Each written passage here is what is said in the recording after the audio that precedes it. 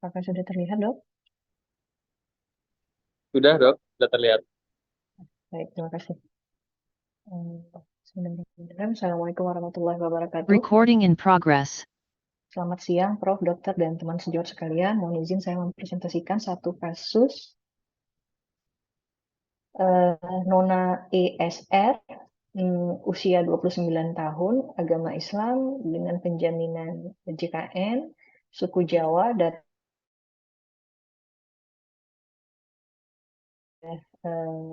TS urologi dengan genitalia ambigu. Pasiennya akan melakukan repair organ kelamin wanita untuk persiapan menikah. Riwayat penyakit sekarang, pada usia 12 tahun, pasien mengaku belum menstruasi dan payudaranya tidak tumbuh seperti teman seusianya. Sehingga pasien berobat ke klinik di Rembang, Jawa Tengah. Kemudian pasien dirujuk ke SPOG di Rumah Sakit Karya di Semarang, namun saat itu belum diketahui hasilnya apa. Lalu pasien tidak melanjutkan pengobatan karena belum berani. Di usia 15 tahun, pasien berobat ke SPA di Semarang, lalu diperiksakan kromosom, dikatakan bahwa kromosomnya XY, namun tidak dilanjutkan karena keterbatasan biaya. Lalu pada saat memasuki usia kuliah, pasien mulai terbebani karena teman-temannya mulai berkelakar soal bentuk payudaranya yang minimalis dan bentuk badannya yang terlihat maskulin. Dalam hal ini tulangnya terlihat lebih besar. Pasien mendistraksi kesedihannya dengan cara berolahraga seperti lari, bersepeda, dan badminton. Dan ia juga sering bercerita kepada adik laki-lakinya dan juga ibunya. Awalnya dia masih denial ketika mengetahui bahwa kromosomnya XY. Namun pada awal tahun 2023 dia mulai menerima secara ikhlas bahwa dirinya memang sejatinya bukan perempuan dengan kromosom XY.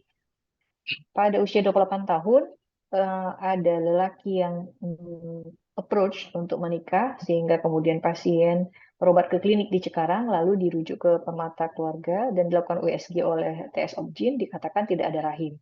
Lalu pasien dirujuk ke RSCM. Pada saat itu pasien sudah punya pacar, dan riwayat pacaran 3 kali, durasi 1-2 tahun. Dengan pacar yang barunya ini, pasien baru mengenal sekitar 1 tahun dan mulai membina hubungan lebih serius di awal Januari 2023. Pacarnya sudah mengetahui kondisi kromosom pasien dan juga konsekuensi ke depannya bahwa mereka tidak bisa punya anak. Jika keduanya siap, jika dengan konsekuensi tersebut dan bila ingin memiliki anak, mereka akan mengambil anak adopsi.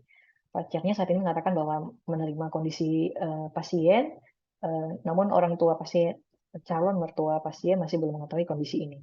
Pasien ke RSCM pada Juni 2023 ke TSSPOG dengan tujuan untuk pembuatan vagina, lalu dikonsul ke urologi pada bulan 8 untuk pertimbangan orkidektomi dan penentuan lokasi gonad.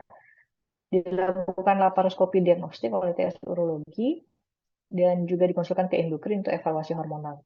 Pada saat ini pasien belum pernah menstruasi, fenotipnya seperti perempuan, suaranya seperti perempuan, tidak ada gangguan penghidup, payudara tumbuh tapi tidak besar, bulu ketiak dan pubis juga ada. Diakui pasien setelah menggunakan Proginova dari TS Obgyn, payudaranya menjadi semakin besar. BAK sambil duduk, berkeminyangan pias, tidak buru-buru, dan dapat ditahan hingga ke toilet. Riwayat penyakit dahulu ada hepatitis, tidak ada riwayat obat sebelumnya, tidak ada saudara pasien yang mengalami keluhan serupa. Dan pasien merupakan anak pertama dari 3 bersaudara. Adik kedua pasien lahir prematur dan meninggal. Ayahnya seorang pensiunan, pasien lulusan S1 Teknik Industri di Universitas Negeri dan saat ini sudah 4 tahun bekerja di perusahaan swasta di bagian Human Resources. Ia tinggal di apartemen dekat tempat kerjanya, keluarga intinya di Semarang, tidak ada kebiasaan merokok, alkohol maupun nafza. Dari pemeriksaan fisik, vital sign-nya normal, pemeriksaan torak ada ginekomastia dengan breast bud pada saat diperiksa belum menggunakan Proginova. Tenor stage-nya saat itu M2P4. Pemeriksaan fisik spesifik dilakukan oleh TS urogin, tidak didapatkan struktur gonad dan sulit untuk mendapatkan struktur vagina. Selain itu, USG transperineal didapatkan struktur seperti vagina ukuran 3,8 cm yang terpisah dari uretra dan vesika. pada pemeriksaan fisik TS Obgyn didapatkan mikropenis ukuran 2 cm komplit dan tidak tampak struktur testis, pada perabat tidak testis, kemudian T-nya tetrabagona. Ini adalah tampilan foto klinis pasien, ada pubisnya dan nah, labia mayora ada, namun labia minora itu. Jadi,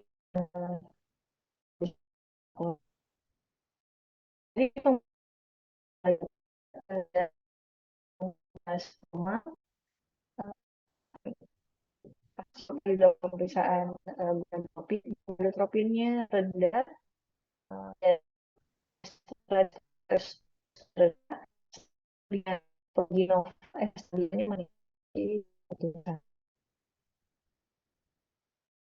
pasien telah dilakukan pemeriksaan mikrodilisi kromosom Y dan tidak didapatkan kelainan kromosom serta didapatkan adanya gen SRY yang positif.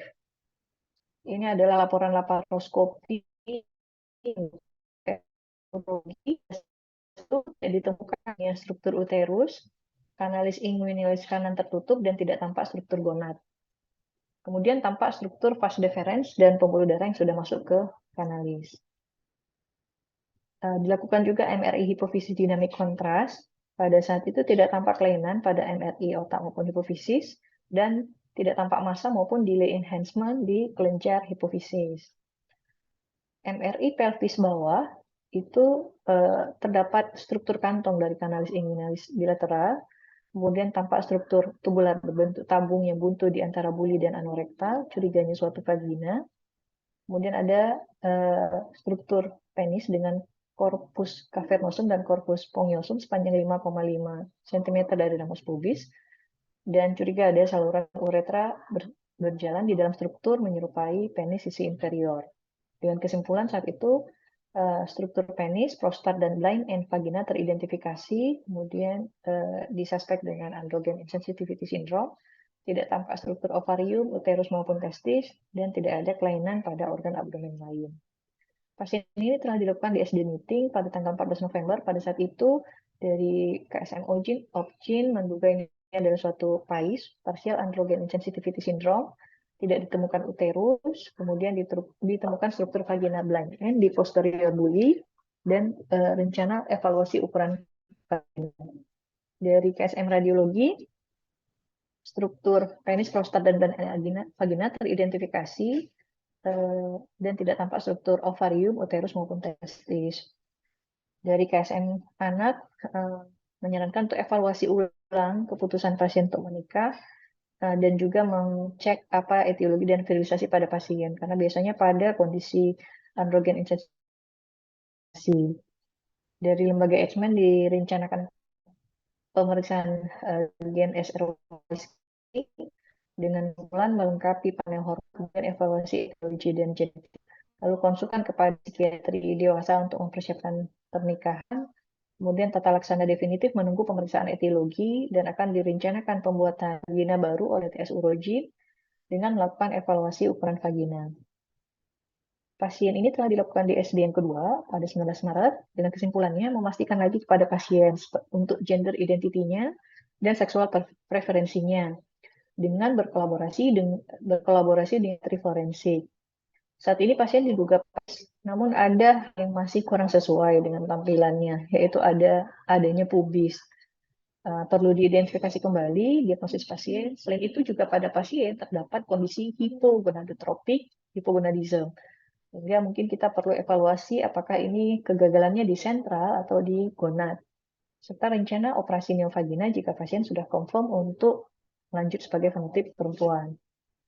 Daftar masalah pada pasien ini adalah hipogonadotropik hipogonadisme, kemudian 46XY di SD yang DDD dengan disorder of testicular development, serta androgen insensitivity syndrome, kemungkinannya parsial. Ini adalah planning yang telah kita lakukan. Untuk terapinya saat ini pasien mendapat terapi sulih hormon dari TS Obgyn sejak Desember. Kemudian perencanaan berikutnya adalah rekonstruksi surgery. infertilitasnya, serta edukasi pasien untuk berkonsultasi dengan pemuka agama terkait dengan keputusannya melanjutkan fenotip sebagai perempuan. Sebagai diskusi, apakah kemungkinan dosis estrogen pada pasien ini, lalu bagaimana konstruktif vaginal pada pasien ini, mengapa terjadi hormon gonadotropiknya rendah, padahal untuk saat ini kita lihat kelainannya itu primer di gonad, dan bagaimana target terapi pada pasien ini. Tadi kami ada berdiskusi dengan sejawat dari Opjin, memang perlu dievaluasi kembali apa penyebab hipogonadotropin hipogonadism pada pasien ini. Mungkin perlu dilakukan HCG challenge test untuk mencari fungsional structure dan testis. Barangkali testisnya masih ada, tapi belum bisa kita identifikasi. Kemudian gender identity-nya sebagai perempuan dan sexual preferences dari Opjin, terapi yang direncanakan adalah replacement hormon, kemudian pembuatan neovagina, dan konseling bahwa walaupun setelah dioperasi dan diberikan hormon replacement terapi, tetap pasien tidak bisa hamil dan haid karena tidak punya uterus. Diagnosis hipogonadotropik hipogonadism pada pasien itu sudah confirm dengan H dan FS sekarang menentukan diagnosis dari etiologi pasien. Ini adalah klasifikasi dari kelainan DSD. Ada yang D46XY dan ada DSD kelainan XX. Pada kelainan XY DSD bisa karena gangguan pembentukan testis, bisa karena biosintesis androgen yang terganggu, baik itu complete maupun partial insensitivity syndrome, maupun gangguan dari anti-Mullerian hormon, maupun defek pada reseptor LH, ataupun kelainan lain seperti super hypospady, lokal ekstropi. Ini adalah kira-kira struktural pada saat pembentukan gonad pada usia kehamilan sekitar 6 hingga 7 minggu. Jadi awalnya kita sebelum ditentukan diassign sebagai laki-laki atau perempuan punya bipotensial gonad yang berasal dari mesonodium serta metanefros. Metanefros ini berkembang nanti menjadi ginjal, sedangkan untuk yang gonad ini bila disertai dengan adanya gen SRY, maka dia akan berkembang menjadi testes, kemudian struktur mesonefronnya menjadi epididymis, vas deferens, dan vesicula seminalis. Dan dengan adanya AMH, struktur Mullerian hormonnya akan regresi. Pada wanita, dengan tidak adanya hormon testosteron, maka Wolffian duct-nya akan regresi, sedangkan Mullerian duct-nya menjadi ovarium, fimbre, tuba fallopi, dan uterus, serta sepertiga atas vagina 2/3 atas. Pada pasien ini tidak ditemukan struktur testisnya, ovariumnya, vas deferensnya, maupun tuba fallopinya. Artinya tidak berkembang. Kelainannya bisa jadi di diferensiasi maupun di development. Kami mencoba mencari apakah ini karena Swyer syndrome, yaitu suatu dysgenesis gonad komplit yang merupakan suatu congenital disorder yang jarang, ditandai dengan fail-nya development dari kelenjar seks, baik tidak ada testis maupun ovarium. Nah, biasanya ia mempunyai genotype XY dan dia mempunyai vagina, uterus, dan tuba fallopi. Dan ini juga disebut sebagai sex reversal, artinya terbalik ya. Harusnya dia dapatnya laki-laki, tapi ini dapatnya perempuan. Dan pada gambar labnya biasanya didapatkan hipergonadotropik dan hipogonadism. Pada pasien ini ada blind end vagina, tapi tidak ada uterus, ovarium, dan testis. Selain itu juga ada struktur penis dan prostat, dan labnya hipo. Dan mungkin itu Swyer syndrome. Kemudian kita coba lihat kepada complete androgen insensitivity, yaitu suatu kondisi di mana terjadi hormon resisten terhadap androgen reseptor, sehingga pada pasiennya terjadi kelebihan hormon testosteron, relatif lebih hormon testosteron, namun tidak mau bekerja dengan baik. Akibatnya hormon testosteron tersebut diaromatisasi menjadi estrogen, sehingga pada pasiennya biasanya ada payudara yang terlihat normal seperti pada perempuan umumnya, tetapi tidak ada rambut pubis maupun rambut aksila karena minimalnya atau tidak adanya kerja dari androgen adrenal, artinya sensitif dari kerja adrenal. Pada pada Chais ini mungkin dia masih memproduksi AMH.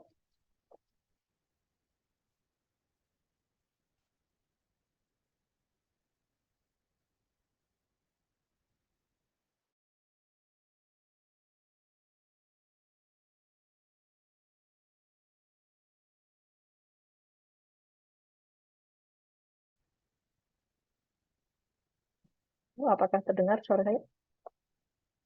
Ya, apakah masih dengar suara jaringan? Saya lanjutkan. Pada complete androgen insensitivity syndrome ini biasanya ditemui hormon testosteron itu dalam kadar normal ataupun di atas normal dan peningkatan dari LH karena negatif feedback dari testosteron. FSH bisa normal. Selain itu diagnosis biasanya ditegakkan karena adanya gambaran fenotip perempuan dengan pembentukan payudara yang jadi sempurna, kemudian tidak pernah haid, tidak adanya rambut pubis, tidak ada uterus, tapi ada testisnya, dan blind vaginal pouch pada pemeriksaan. Nah, pada pasien ini tidak ada testis, kemudian testosteronnya low, dan mempunyai pubis. Yang harusnya pubis ini tidak terjadi karena adanya androgen resisten. Sehingga mungkin ini bisa mengeksklud complete androgen insensitivity syndrome.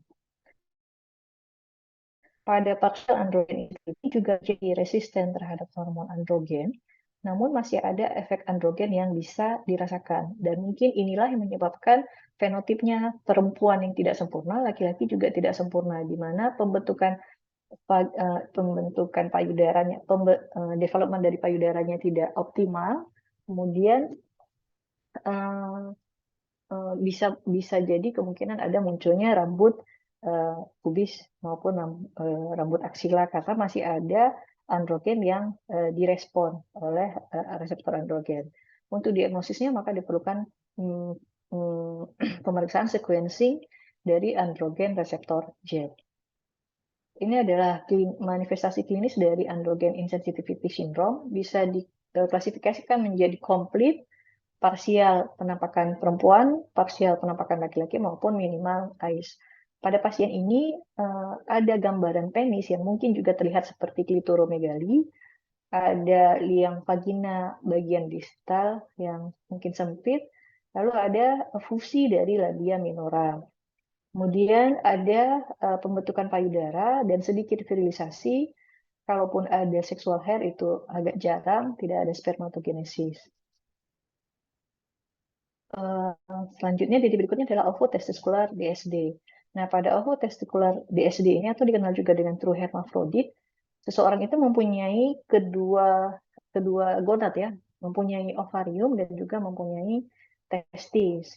Namun biasanya di sisi kanan dan sisi kirinya itu tidak simetris. Artinya mungkin di sisi kanannya yang developnya tuba fallopi, di sisi kiri mungkin yang developnya epididymis atau vas deferens. Sehingga genitalia eksternalnya itu akan sangat ambigu tergantung kepada fungsi testis, jaringan testis yang berfungsi. Selanjutnya menjadi pertanyaan yang belum terjawab adalah mengapa pada pasien dengan kelainan primer di gonad bisa terjadi hipogonadisme.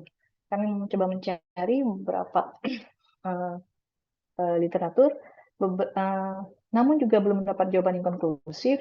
Dikatakan bahwa ada disfungsi dari androgen reseptor yang kemudian menyebabkan tampilan klinis seorang kromosom XY menjadi fenotip perempuan.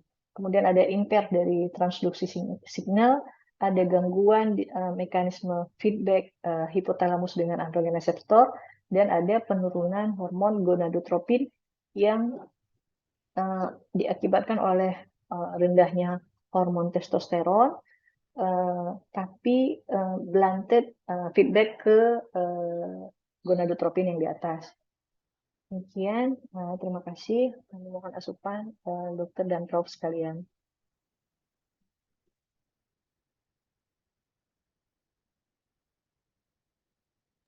Baik, makasih Dokter Sarah atas presentasi kasusnya. Cukup kompleks ya. Cuman kalau saya lihat ternyata sudah pernah beberapa kali dibahas di rapat-rapat lain ya. Saya sempat komunikasi juga sini dengan Dokter Angga Urologi. Ternyata pernah dibawakan di kasus di DSD meeting juga ya. Benar, benar dokter. Baik. Hmm, Mungkin ada pertanyaan dari endokrin, maksudnya untuk arah kemana ini untuk kasusnya, untuk didiskusikan.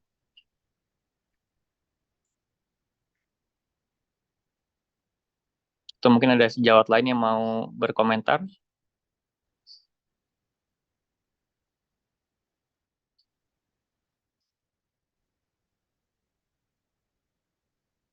Tapi dari apa? Kalau dari diskusi dengan tim DSD dari urologis, memang ini kita sudah melakukan laparoskopik diagnostik ya. Dan kesannya sih sebenarnya kita masih ada kecurigaan tesisnya itu di inguinal. Karena dari laparoskopi diagnostiknya itu kesannya ada apa? eh, Fast difference-nya itu dia dan pembuluh darahnya itu masuk ke kanalis inguinalis. Gitu. Jadi dan itu kiri dan kanan. Jadi ada kemungkinan tesisnya itu ada, namun memang mesti dieksplor ya di inguinalnya. Jadi kalau misalnya memang ini sudah fix dari tim dan juga dari pasien juga untuk tanda kutip rencana untuk konstruksi ke arah wanita ya. Nanti dari kita rencana explore inguinal bila mana perlu kalau ketemu gonad atau testis kita akan orkidektomi gitu. Jadi tapi ya mungkin dipastikan dulu nih kira-kira memang fix untuk rencana eh, untuk jadi wanita atau tidak. Seperti itu mungkin kalau dari urologi sebenarnya sih. Mau mau menjawab dok, saya udah pernah coba tanya ke pasiennya terkait dengan eh, pasiennya mau lanjut ke perempuan atau mau lanjut ke laki-laki. Menurut Ya, pasien, pasien tetap mau lanjut ke perempuan, even pasien tidak jadi menikah.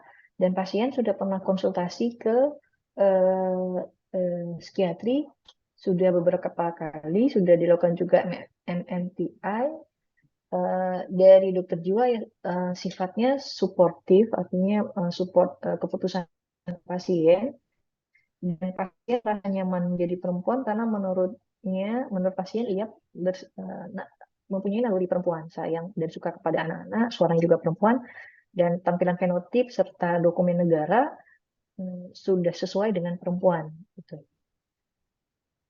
Jadi dari sisi pasiennya mungkin kok sudah confirm sebenarnya untuk lanjut kepada fenotip perempuan. iya. Mungkin Dari kita sih setuju sih untuk dilakukan nanti eksplorasi inguinal ya. Kemungkinan sih mungkin kecil ya ketemu maksudnya kalaupun ketemu nanti ada kemungkinan tesisnya kecil karena mungkin sudah UDT 20-an tahun ya. Jadi mukanya mungkin waktu pada saat di MRI dia nggak terlalu kelihatan, tapi kalau lihat dari laparoskopinya sih kesannya sih fenotipnya pria ya, maksudnya jelas ada struktur fast difference dan pembuluh darahnya itu dia masuk ke kiri dan juga di kanan kanalis inguinalisnya. Mungkin kalau dari Opskin bagaimana nih kira-kira? Apakah memang setuju untuk rencana ini ya, eh, pembuatan vagina, vagina. klitoroplasti juga ya? Iya, makasih Dokter Widi. Maaf saya agak terlambat sedikit. Ya dok. Iya, setuju Dokter Widi. Jadi memang dari kita rencananya adalah pemberian terapi hormon dengan estradiol valera dan kemudian untuk pembentukannya vagina ya. Mungkin nanti kemarin sudah dibicarakan juga bahwa sejawat uroginekologi juga bisa akan membantu ya, Dokter Widi.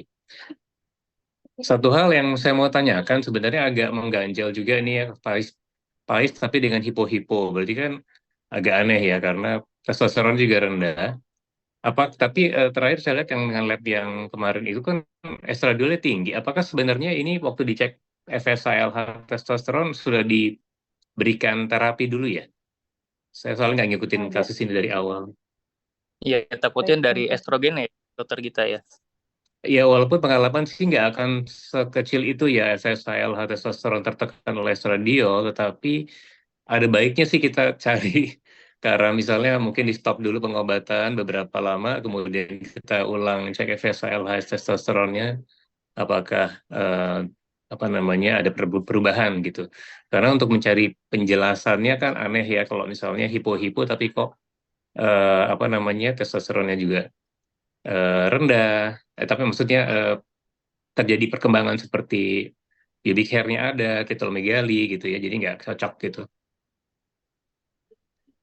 Itu aja sih Dokter Widi dari saya. Kasih.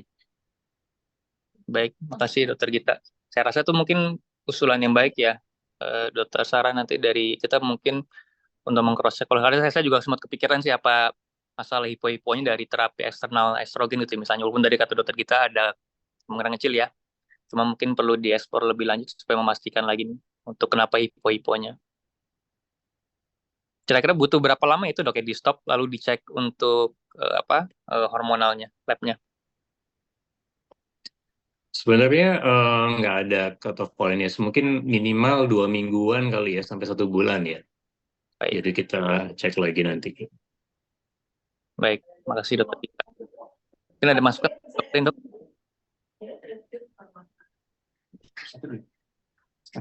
Cukup. Kasih. Baik, makasih dokter Gita.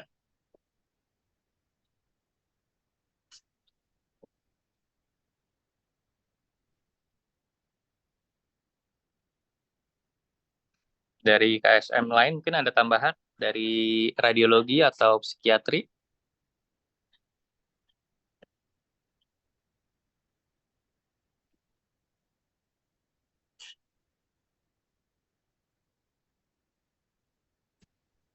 Izin dari Dita dari radiologi, Prof dan Dokter. Kalau Iya dari dok.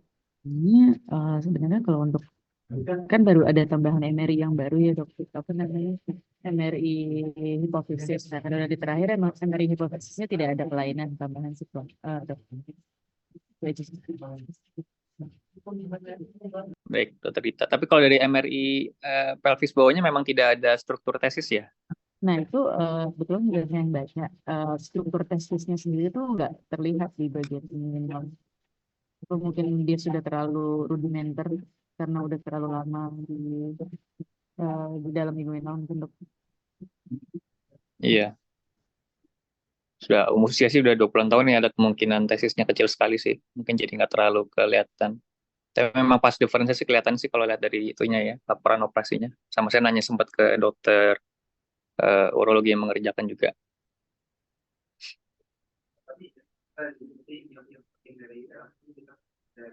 Kalau dari KSM Jiwa, apakah ada sempat ketemu pasiennya, maksudnya secara pendampingan, apakah sudah cukup apa ya eh, stabil gitu secara eh, psikologisnya untuk apa ke arah nanti mau ke arah wanita?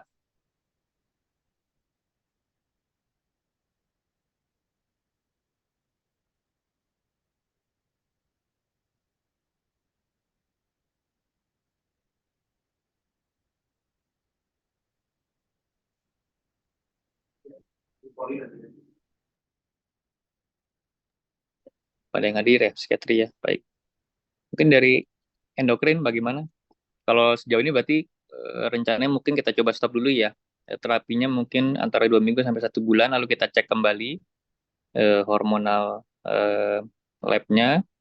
Kalau memang, tapi sebenarnya tidak tidak tidak mengapa, mungkin tidak mengubah nanti tata laksana ke arah misalnya dari urologi rencana mau eksplor inguinal, bila mana perlu orkidektomi atau gonadektomi, dan dari obstin juga rencana mungkin mau ini ya apa neovagina klitoroplasti juga.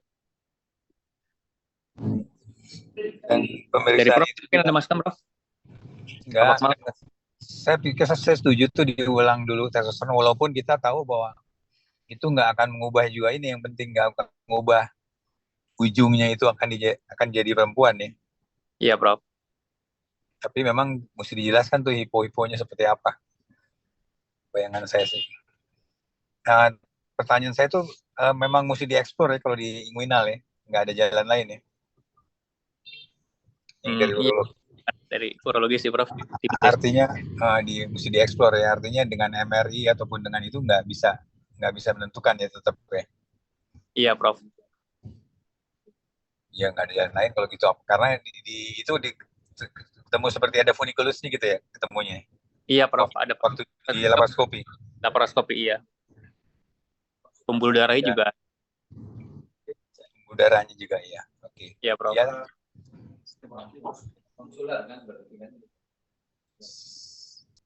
Izin bertanya, Prof. Iya.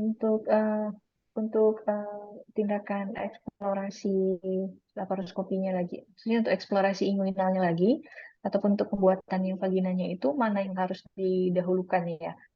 Apa dikerjakan bareng atau eksplorasi inguinalnya dulu atau neovaginalnya pembuatan neovaginalnya dulu atau bagaimana? Kemudian ya mungkin berbarengan sih dok sebenarnya. Bisa dilakukan benar. Kemudian satu lagi dok, terkait dengan tadi LH yang LH FSH yang hipo-hipo itu, pasien ini kan sudah diberikan Progynova sejak pertengahan Desember, dan diperiksakan lab estradiol yang meningkat itu pada bulan Maret. Estradiolnya memang meningkat pada bulan Maret, tapi di bulan Maret tahun 2023 sudah pernah diperiksa sebelumnya LH FSH dan estradiol tanpa kondisi minum obat apapun sebelumnya. Dan pada saat itu memang sudah terjadi hipo-hipo. Cuman kita memang tidak bisa memastikan apakah hipo-hiponya itu terjadi dari pasien lahir atau something happen in the middle of her life gitu, yang sebelumnya mungkin di atasnya masih hipergonadotropin, tapi kemudian sesuatu yang terjadi baru kemudian menjadi hipo. Makanya tadi tawaran dari TS Opgyn, salah satunya diskusi kami dengan TS Opgyn adalah mungkin melakukan beta HCG stimulation test untuk melihat meningkat nggak testosteronnya, sehingga mungkin masih ada jaringan testis yang fungsional seperti itu dok. Cuman even itu dilakukan tes tersebut kan juga terpisah dengan operasi neovaginalnya. Jadi yang menjadi pertanyaan saya juga, apakah tindakan operasi neovaginal ini harus menunggu semuanya clear dulu etiologinya baru bisa dilakukan, atau bisa dilakukan walaupun diagnosis etiologi ini belum confirm fix gitu dok.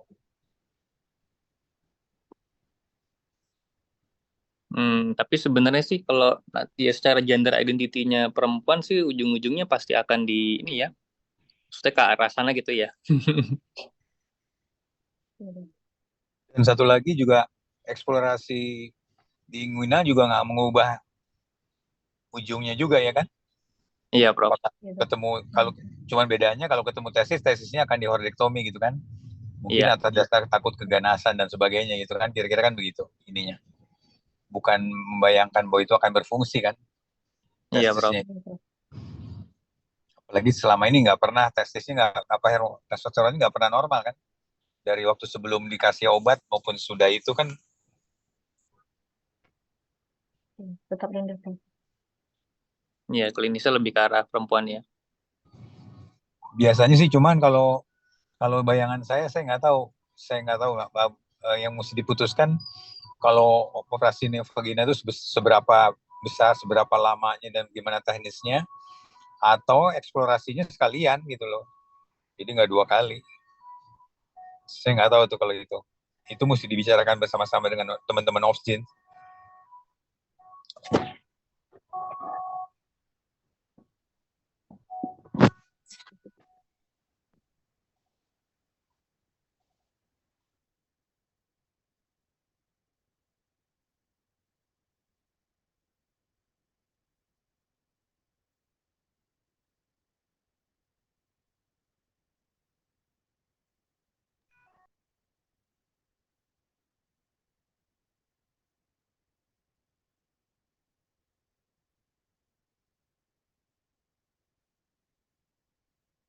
Kita lakukan orkidektomi dengan vaginoplasti dan klitoriotomi Prof dan dokter.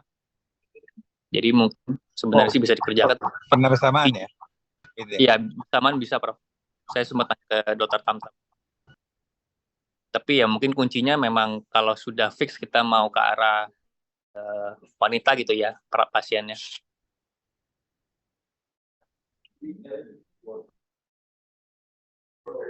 Karena kemarin dari hasil DSD meeting juga sebenarnya menunggu putusan itu. Kalau kita sudah yakin rencana dari urologinya mengerjakan orgidektomi, eksplorasi inguinal.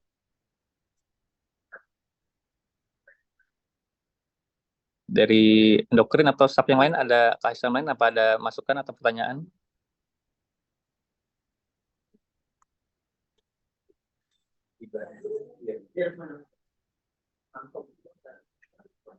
Tapi saya rasa mungkin untuk yang 2 minggu 1 bulan di stop dulu berarti masih perlu dilakukan tidak ya?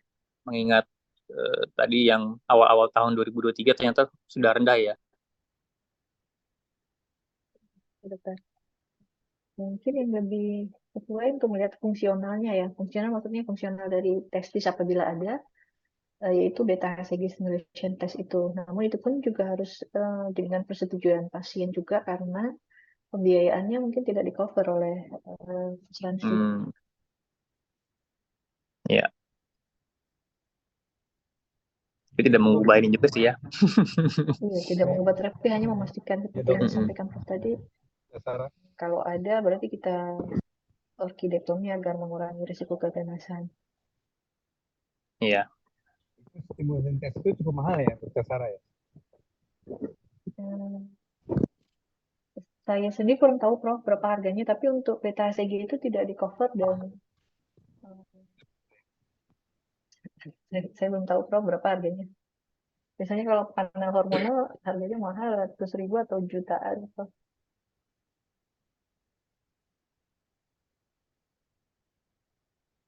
Baik. Mungkin dari Dokter Jerry pernah ada pengalaman mengenai beta HCG?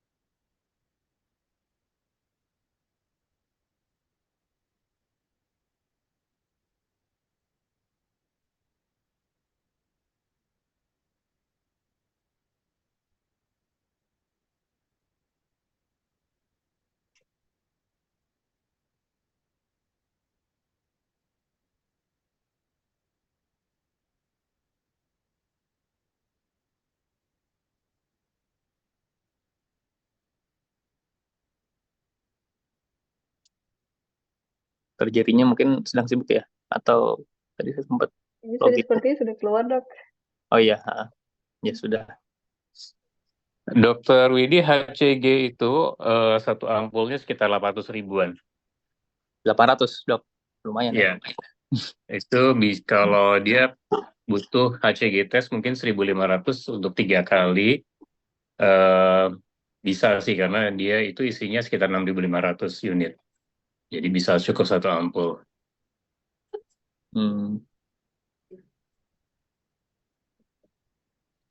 Tapi kalau untuk pemeriksaan labnya di cover ya, Dokter Sarah ya? Pemeriksaan labnya di cover di RSCM untuk LH, testosteron semuanya bisa. Baik. Tapi boleh aja sih mungkin ditawarin aja kali ya Dokter Sarah ya. Maksudnya biar nanti ke pasien juga takutnya ada dari pasien sendiri gitu masih pengen tahu itu ya. Tapi saya rasa sih kalau misalnya memang tidak mau atau keberatan, saya rasa sih bisa langsung proceed ya kalau menurut nanti memang dari tim kita juga setuju tuh untuk ke arah wanita nanti rekonstruksinya.